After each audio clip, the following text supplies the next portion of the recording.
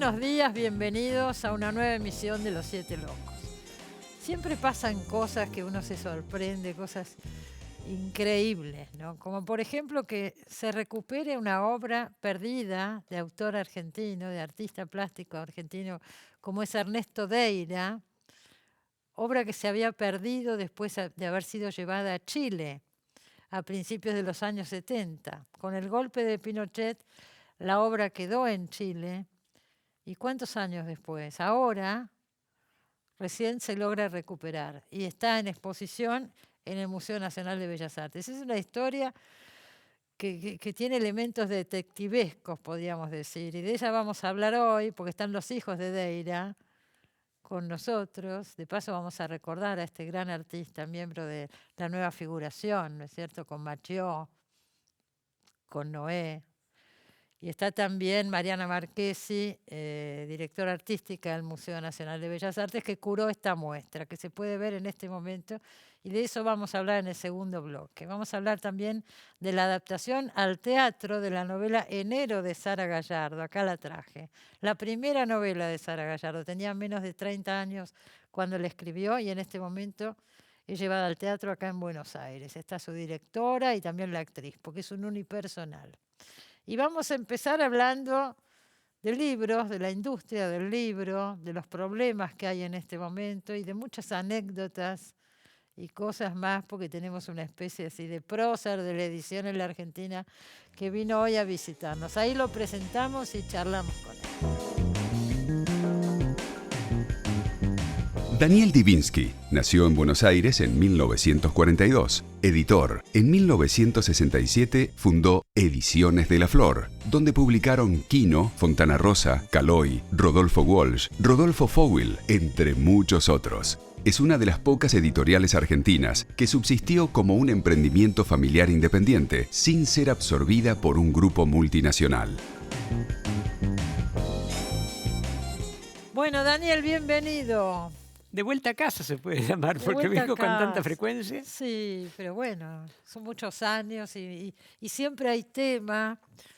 Leí en estos días y pensé en vos, porque digo, los editores, es un momento muy complicado, pero han salido, se hizo la Feria de Editores Independientes, que anduvo bárbaro, y atrás de la feria dicen, hemos recaudado, hemos facturado, hemos vendido libros, y ahora para reponer la inflación es tal que nos come la ganancia y otra vez no nos alcanza. Contame algo que no sepa. Cuando publicamos la edición argentina del Péndulo de Foucault de Humberto Eco, por acuerdo con Numen, año de uno de los años de la hiper, se vendió en una semana la edición completa, que era como de 10.000 ejemplares, y cuando la cobramos no alcanzó para pagar la reedición. O sea que no estoy quitándole gravedad a la situación, pero es una actividad que siempre tuvo estas características, más en un país con esta mecánica. Pasa que la gente se va entrenando y va sabiendo cómo cuerpearle a eso. Muchos se quedan en el camino también. Yo estuve en la Feria de Editores que realmente no alcanzan las palabras para elogiar el mérito de los que la inventaron y los que le hicieron crecer. De verdad, porque ahí todas las editoriales tienen un espacio igual, unas modestas mesas con unas modestas sillas. En la mayoría están los propios editores atendiendo y contando los libros con una pasión que a mí me conmovió, porque yo lo hacía cuando empecé con Ediciones de la Flor, en unas ferias callejeras que se hacían precursoras de la feria que ahora se hace en el predio de exposiciones. En la calle las hacían al principio. Y he visto editoriales que no tenían la menor idea de su existencia. Una editorial Contramar, chiquita, que como estaba sola la encargada, le compré un libro porque me dieron lástima. Por solidaridad. Y hay una editorial de venezolanos exiliados en la Argentina que ha publicado obras de Salvador Garmendia, que es uno de los grandes de la literatura latinoamericana, por acuerdo con su hija, que es su heredera, murió hace muchos años Garmendia, y un libro de alguien ligado con la Argentina, que es Susana Rotker, que fue la mujer de Tomás Eloy Martínez, un libro de ensayos y crónicas, y realmente este ejemplo de resiliencia me conmovió muchísimo. Pero seguro. Ahora, vos lo decís, cada tanto estas cosas pasan, pero qué angustia en el momento, ¿no es cierto? Mira, es decir, hay un antecedente casi inmediato, que fue la gran crisis de fines de 2001, comienzos de 2002, que tuvo un efecto favorable para la edición independiente argentina, porque como en ese momento se produjo la inmensa devaluación del peso después de la ficción del 1 a 1, los libros importados resultaron carísimos y a la luz como se puede decir, a la sombra de ese fenómeno, surgieron una cantidad de editoriales pequeñas y medianas, pero no bonsai. Un editor español decía que la editorial bonsai era decorativa, destinada a no crecer. Estas no son bonsai, tampoco crecen demasiado, algunas, y que subsisten y publican cosas maravillosas. Ahora, para darte un nombre, bueno, aparte de las que más grandes como Adriana Hidalgo, Eterna Cadencia, Libros del Sorsal, Entropía, Mansalva, y que siguen publicando cosas de calidad, realmente me quitaría el sombrero si lo usara. ¿Extrañás editar? Extraño cuando me mandan originales, ya nadie habla de manuscritos porque muy pocos son manuscritos, ninguno. No sé, no creo que ninguno. Me gustaría que se conociera más. Y entonces lo que hago es hacer celestinaje editorial. Lo patrocino con cartas para que el autor o autora lo presente en distintas editoriales. Y hasta ahora he tenido suerte. El último caso es una autora de La Plata, a la que admiro muchísimo, Paula Tomasone, que tiene 2 novelas publicadas en una pequeña editorial de La Plata que se llama EM, que quiere decir En Marcha a las Estrellas o algo así, que es una editorial pequeña pero de calidad. Tiene ahí 2 novelas, una que se llama Leche Merengada y otra que es divertidísima, y otra que se llama Indeleble, que es muy dramática en el marco de la crisis de 2001-2002. Y un libro de cuentos que publicó Modesto Rimba, otra editorial chiquita pero exquisita y preciosa. ¿De acá? Claro, Argentina. No, ahí, pero digo de Capital. De Capital, y ahí publicó un libro que se llama Pez y otros relatos, que es absolutamente delicioso. Lo leí hace 10 años y me acuerdo todavía de los cuentos. Y me mandó el original de su novela más reciente, que se llama Enlutada, que es el nombre de un ave, tal vez el ave más cara del mundo, que protagoniza lateralmente la trama de esta novela. Bueno, le hice mails para diversos colegas amigos o ex colegas amigos, y la publica Corregidora ahora en octubre de este año. O sea que lleno mi exhibicionismo a partir de la difusión de autores que me parece que son meritorios. Pero está muy bien, es un rol importante también, ¿no? Sí, y más ad honorem imposible. ¿Y el programa de radio sigue? Sigo todos los miércoles a las 6 de la tarde. Tengo Los Libros Hablan dentro del programa de la tarde, que se llama Otra Vuelta, que lo conduce Carlos Pato Méndez, que es un interlocutor culto, que si no leyó el libro del que me voy a referir se informa previamente, lo cual permite un diálogo que es bastante más ameno que el monólogo que hacía, incluso todo el tiempo que hice el programa por teléfono desde mi casa durante la pandemia, desde el 15 de febrero se hace todo el tiempo. Desde el 15, nunca se interrumpió. En el principio se hacía con entrevistas a los autores, grabado, después fueron comentarios de libros grabados y ahora sale en vivo. Y cada 15 días me convocó Patricia Golesnikov para Leamos, que es una publicación digital sobre libros, donde le propuse y aceptó hacer una columna que se llama No Novedades, donde rescato libros que me impresionaron mucho, que no son nada nuevos y que me parece que no tuvieron la repercusión que tenían. A ver, nombra alguno. Salvar el Fuego, de Guillermo Arriaga, premio Alfaguara en 2020, un premio desgraciado porque lo obtuvo, es el premio de Alfaguara España, que es muy prestigioso. Lo sé, y da estuvo mucho acá dinero, por Zoom, por supuesto, porque era en plena pandemia. Y dio mucho dinero del premio, pero no se pudo hacer la gira del autor. No pudo nada. No lo editó Alfaguara aquí en papel, lo leí. Es el único libro largo que leí en el Kindle de mi mujer, porque yo no tengo. Yo también lo realmente tuve que me parece leer una así. novela sensacional. Y el viernes pasado comenté una novela casi ignota. Después salió en papel, yo creo que ahora se debe conseguir. Sí, Salvar el Fuego, si uno va a leer una sola novela este año, hay que leer esa novela, que es muy mexicana. Conviene en algunos casos consultar el significado de algunas palabras sin las cuales se pierde algún sentido, porque transcurre en parte en un ambiente carcelario, entonces hay una jerga popular de bajo fondo, y esa es la ventaja del Kindle. Conectado a internet ves el significado de la palabra de inmediato. Una cosa que vas leyendo el libro, ves la palabra, si lo haces muchas veces interrumpe la continuidad de la lectura. Obvio. Pero si no es útil. Y el último viernes comenté una novela divertidísima, la más graciosa que he leído en mucho tiempo, ignota, que se llama Suárez en Kosovo, de un escritor joven que se llama Eric Barenboim, única novela publicada, que ganó el premio de novela joven en uno de esos certámenes que hacían Coca-Cola en la ciudad de Buenos Aires. Cómo no. Y que realmente ahora se editaron varios. A mí me llegaron 3 o 4. Exactamente. ¿Son esos? Este es del año 2018, se publicó por entonces y no creo que haya La tenido Bienal de Arte Joven. Mucha repercusión. Y la verdad que es una novela divertidísima sobre de la época en que el delantero uruguayo que jugaba en la selección le mordió la oreja a un jugador italiano en el Mundial.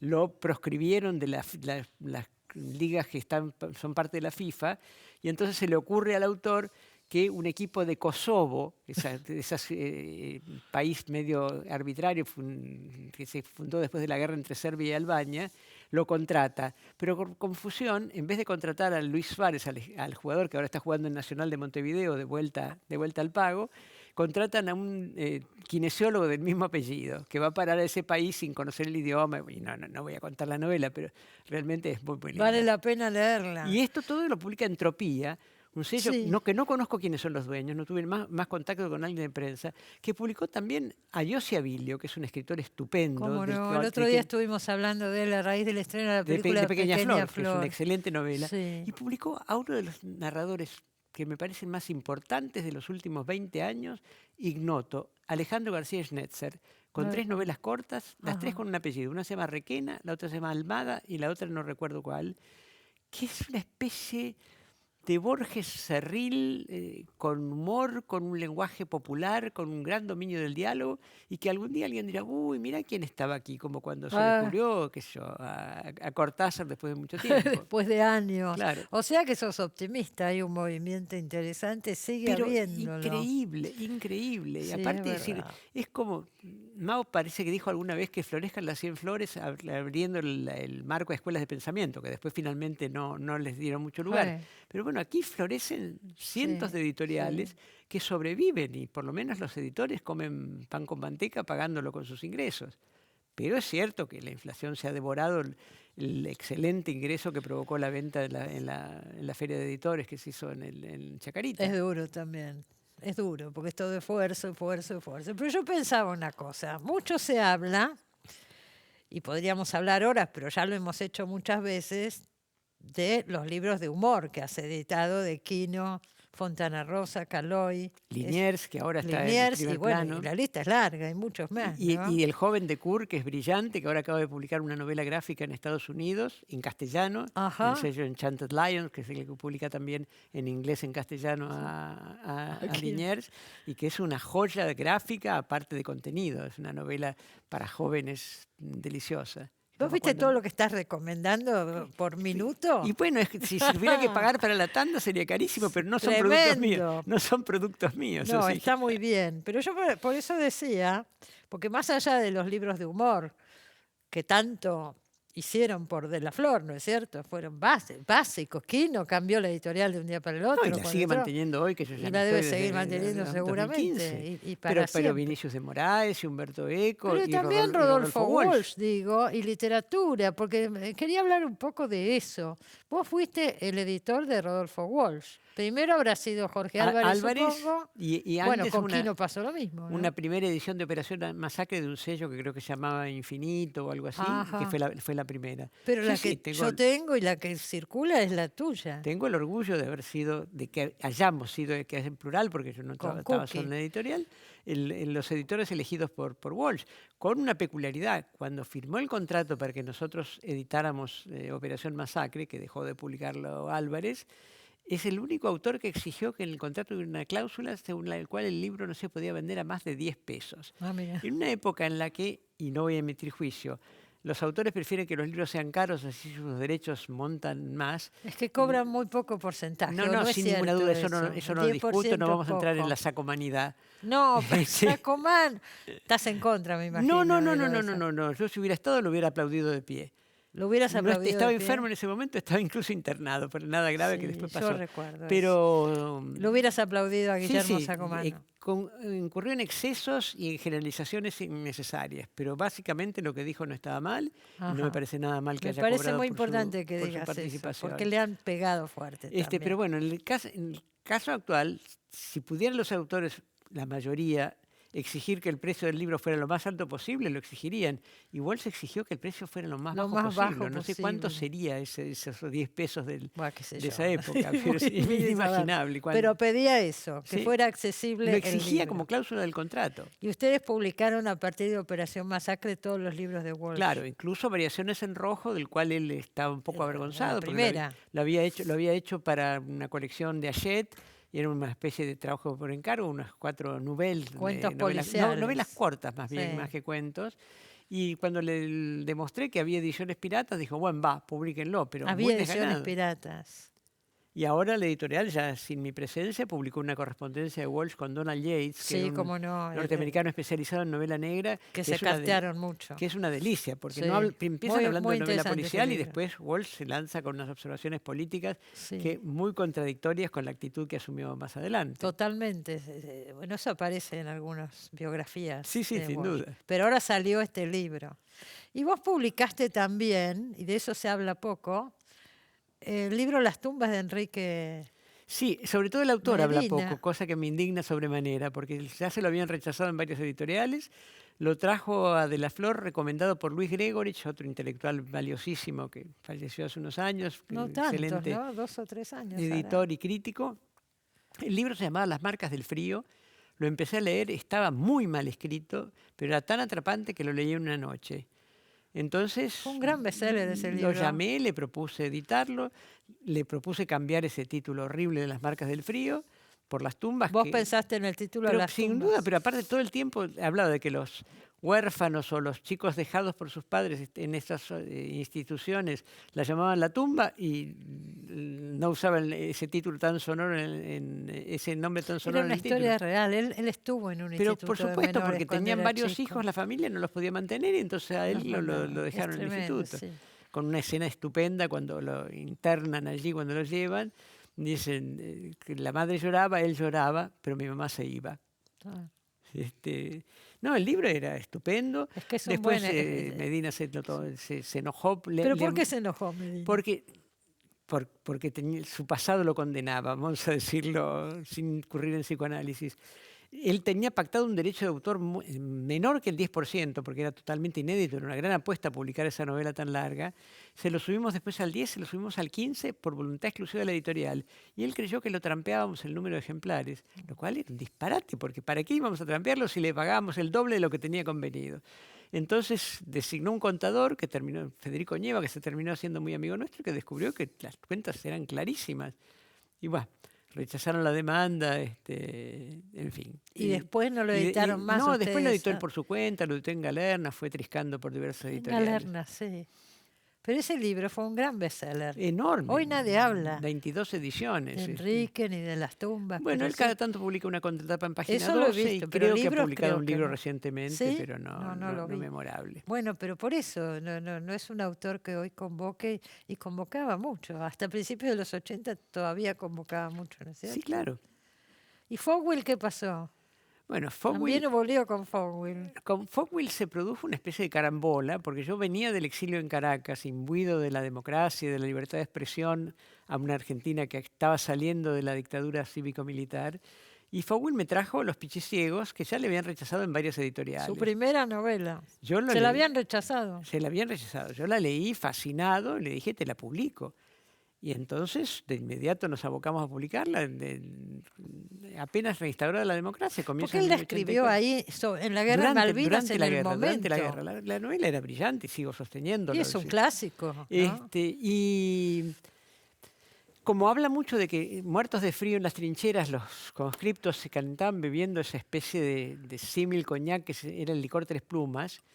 Y la portada la hizo Carlos Bocardo, un gran diseñador gráfico y escultor y artista plástico que murió hace unos años. Hizo una especie de cinta argentina, una orla, con las tres plumas que eran el logotipo del licor. El libro tuvo mucha buena crítica en los comienzos, la tenemos archivada, debe estar en la editorial en algún lado, pero se vendió poco.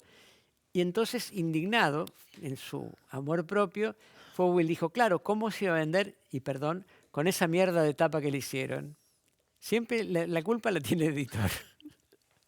¿Y qué pasó después? No, después en cuanto terminó el contrato lo rescindió, lo fue publicando por ahí y sigue su carrera. Bueno, pero yo me estaba acordando, cuando fue el aniversario de Malvinas, este año hicimos acá una mesa y vino Carlos Gamerro y Martín Cohen. Por supuesto, hablamos de Los Pichiciegos y yo traje la edición que tengo en casa, que creo que es de Sudamericana.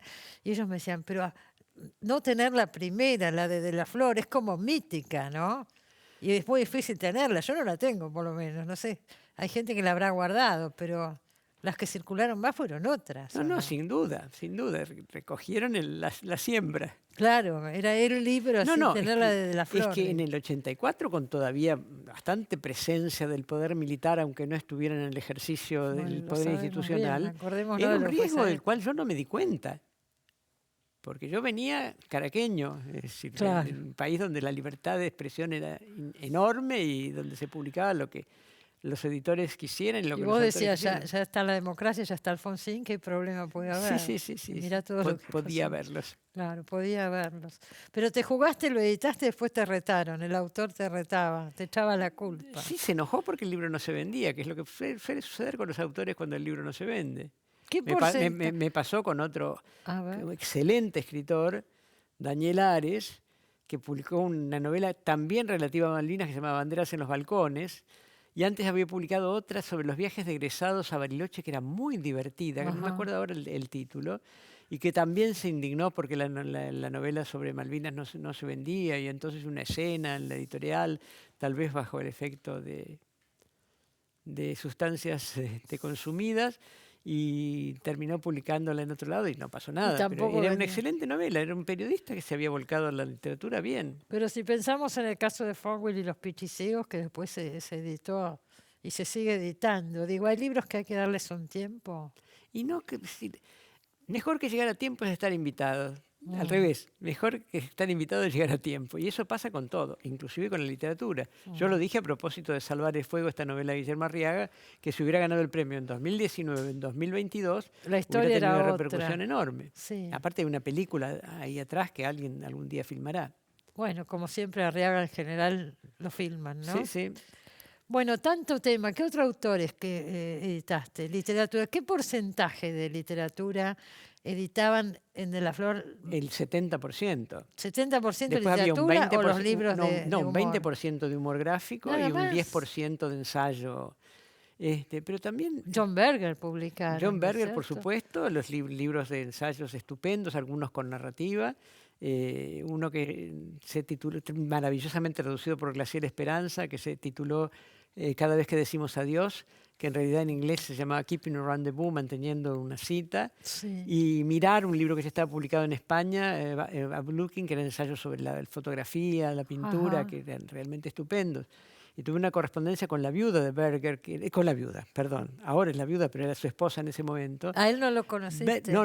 Berger tenía una doble vida. Tenía su esposa en el Pirineo francés donde vivía, con la que tuvo un hijo, que es protagonista de alguno de los relatos, y tenía una amante rusa mayor que él en París, con la que mantenía una relación pública, en París con una y con la otra en el Pirineo, muy envidiable. Sí. Ángela Pradelli escribió una interesante entrevista que le hizo en el Pirineo en la revista Eña hace bastante tiempo. Recuerdo. Y entonces en algún momento iba a aparecer una nueva novela de Berger que se llamaba King, que era el nombre de un perro que vivía con una pareja de viejitos en una villa miseria. Y entonces le escribí a Beverly Berger diciendo que me interesaría publicarla para la Argentina y el Uruguay, con los derechos muy acotados. Y entonces dijo que John le iba a dar su good word, su buena palabra, su recomendación a Carmen Balcells, que era su agente, porque él quería que esa novela fuera leída por las masas desheredadas de América Latina. Mirá. La fantasía que se hacen los escritores acerca de cuál es su posible público es lo que se llama wishful thinking, pensamiento cargado de deseos. Positivo. ¿Y Umberto Eco qué pasó? Bueno, con Umberto Eco empezamos con su cuento infantil Los tres astronautas, que me gustó tanto que lo traduje yo. Ah, ¿sí? Y después establecí una relación personal muy linda, que puedo contar si hay tiempo, y con Lumen, que era la editorial que lo publicaba en España. Como los libros españoles eran carísimos aquí, nos autorizaron una edición para el cono sur de América Latina del Nombre de la Rosa primero, y del Péndulo de Foucault después, y después de La estrategia de la ilusión, un libro de ensayos. Así que se convirtió en autor de la casa. Yo lo conocí la anécdota. Cuando vino a Buenos Aires. Lo trajo una asociación de amigos de la universidad, amigues debería ser ahora, de la Universidad Hebrea de Jerusalén para dar unas conferencias sobre la Cábala en el aula magna del Nacional de Buenos Aires. No hace tantos años. Y hace bastante. Ya hace, pero entonces, no tantos como... Yo me enteré por él en qué vuelo venía. 10 años hará de esto. Más o menos. Me enteré por él en qué vuelo venía. No, más que esto, 15 por lo menos, por el origen del pullover que le regalé. A ver. Resulta que... llegó a Ezeiza, me habían avisado el vuelo, venía del Caribe de hacer una investigación para La isla del día después, la novela que escribió sobre temática de isleña, y llegó a Buenos Aires de invernal, muerto de frío. Entonces, yo me enteré de que el vuelo llegaba adelantado, lo fui a esperar, y cuando él salió con su carrito estaba yo, que lo conocía de la Feria de Frankfurt, de los cócteles que hacía Lumen allí. Y entonces me lo agarré con el carrito, lo cargué en el auto y lo llevé al Hotel Claridge, donde estaba alojado. Cuando llego al hotel estaba llamando a mi mujer diciendo que habían llamado las señoras de la Universidad Hebrea de Jerusalén desesperadas porque creían que lo habían secuestrado en el aeropuerto. Lo perdieron. No sabían dónde estaba. Bueno, era la época del partido de Italia-Bélgica del Mundial de ese año, sé que sería fácil calcular qué año fue. Hicimos retapizar un sillón porque quería venir a verlo a mi casa, finalmente lo vio en el hotel, lo vimos juntos. Y como se moría de frío, le compré un pullover enorme, porque era bastante gordo, que cuando se fue me dijo, mira, yo este pullover no lo voy a usar, ¿por qué no te lo dejo y se lo regalas a alguien? Y se lo regalé a quien era mi cuñado en ese momento, que tal vez lo siga usando. Mira, ¿y por qué no lo iba a usar? Porque no le gustaba, porque era demasiado abrigado, vayan a saber. ¿Cuántas historias? ¿Salman Rushdie no lo conociste? No. Solamente Rep hizo una tira muy graciosa donde aparecía Salman Rushdie refugiado en una villa miseria en la Argentina cuando fue la fatua, su condena por el régimen iraní. Y había una cola de editores en la cual figuraba una caricatura mía esperando para proponerle publicar el libro. Y otra de Umberto Eco, cuando vino a Buenos Aires, después de este episodio, bueno, dio las charlas que fueron muy buenas. Recuerdo, y dio una en el Teatro Coliseo, la de la Cava en el Nacional de Buenos Aires. Lo llevamos a ver a Lelutier. Y entre el espectáculo que vimos, Lelutier le hicieron un homenaje porque se paró, fue muy aplaudido por el Teatro Coliseo. Y estaba en el número en que Lelutier hacen la canción sobre San Ictícola del Mar, patrono de los pescadores, a quien le rezan todos los años y no pescan nada, hasta que descubren que San Ictícola no es el patrono de los pescadores, sino el patrono de los peces.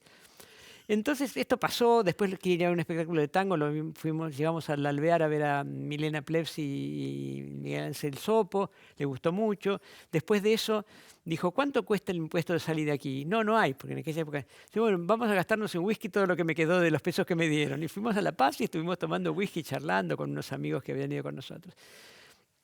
Ese mismo año, en octubre, es la Feria de Frankfurt y todos los editores mundiales del mundo mundial de la obra de Eco le dan una cena en la feria. Yo llego tarde porque ese año eran los 25 años de Anagrama y de Tusquets, había un cóctel, y cuando entro ya están todos sentados a la mesa y cuando él me ve desde lejos, levanta su plato de salmón y dice, guarda Daniele, un piatto de San Ictícola del Mare. ¡Ah, qué divino! O sea, te hiciste amigos por todo el mundo también, ¿no? ¿Y cómo sigue la historia? ¿Qué querés hacer ahora, Daniel? Quiero seguir viviendo, que es un propósito importante, seguir leyendo, seguir disfrutando de la lectura, y recomendando libros. Viajar mientras se pueda. Y en algún momento me reclaman memorias que están grabadas en entrevistas de Silvina Friera, desgrabadas, pero que están sin alma, tengo que darles el alma yo. Pero ya está hecho el libro. Están grabadas las conversaciones con mis recuerdos antes de que me olvide, que iba a ser el título que iba a tener. Antes de que me olvide. Pero hay que darle forma y eso me da una especie de pereza enorme. Bueno, pero hay que ponerse y hacerlo. Es importante porque son cosas que vale la pena, ¿no? Ahora Cassiari, que vuelve a sacar la revista Rosay en papel, me pidió un texto largo que es una especie de panteón personal referido a nueve historias de personas ya fallecidas que influyeron en mi vida y demás. Sí, qué lindo. Y ahí va a aparecer parte de eso, porque buena parte de ellos son escritores. Bueno, esperamos todo eso, ¿eh? Es un compromiso, hay que tomárselo. Como dicen los mexicanos, aunque yo no soy creyente, Dios primero. Dios primero. Gracias por haber venido. Al contrario, perdón por la lata, que no he parado. Bueno, me encantó esta charla. Nos vamos a un corte, primer corte y enseguida volvemos. No se vayan.